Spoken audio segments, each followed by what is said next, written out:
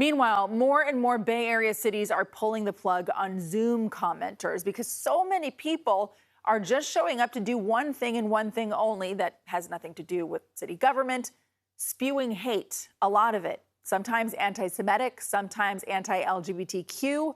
At least a dozen Bay Area cities have done it so far, along with San Francisco and Sonoma counties.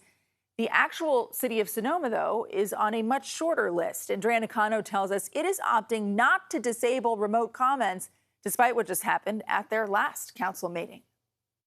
The city of Sonoma got its first taste of a Zoom bombing at its city council meeting last week. But instead of getting rid of online public comment altogether, it has more of an old school approach to hang up on hate. Yes, topics not related to city business are out of order, and quite clearly the callers were not here to offer anything with regard to city business. Sonoma Mayor Sandra Lowe says there were at least 20 Zoom callers who tried to spread hate speech. She says it was their first and last chance. People start going off on us, we're hanging up. Period. I mean, it's what you would do if you picked up the phone and somebody did the same thing.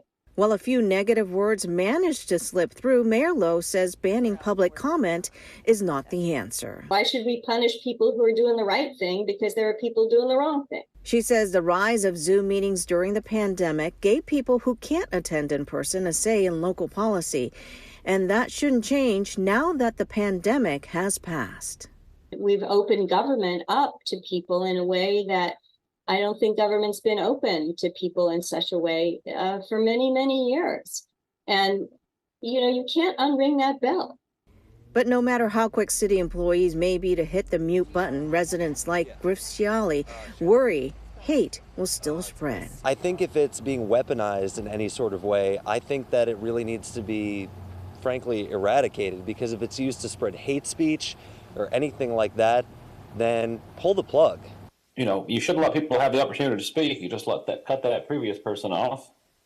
I didn't hear him cussing or swearing or nothing. So the accountability should not be on the side of the people that are doing the right thing.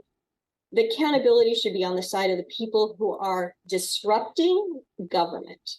And I don't believe that at the moment we have sufficient laws that will hold them accountable. The mayor says she has asked Sonoma police if there's anything else the city can do, but given the whole free speech consideration, she thinks it's probably an issue for the state or federal government to take up.